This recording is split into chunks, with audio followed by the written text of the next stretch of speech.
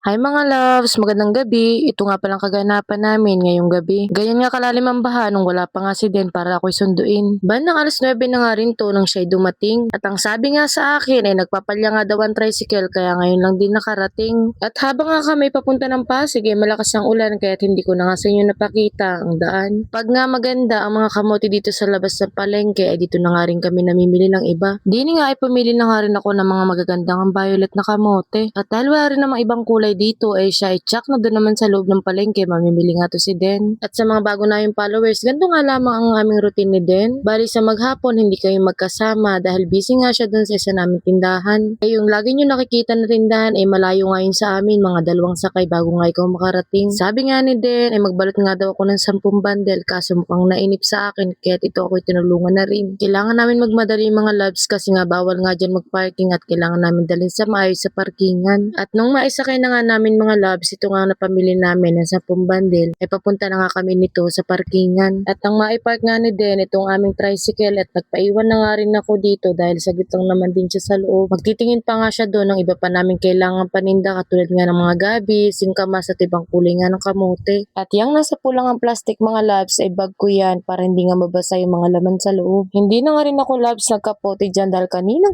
pa nga rin naman akong basa kaya sabi ko ay mamaya na lamang ako maliligo pagdating nga ng bahay. At mga ilang minuto nga mga loves, andito na nga din si Den at pinahakot na nga lang din niya yung mga napamili niya. At dahil malapit na nga kami loves, umuwi nga ng bahay, ito na nga pinagpantay-pantay na nga ni Mr. itong sakay namin mga paninda. Kailangan nga i-balance ang tricycle lalo't marami nga palang mga paahunin pagka nga kami pauwi na sa amin.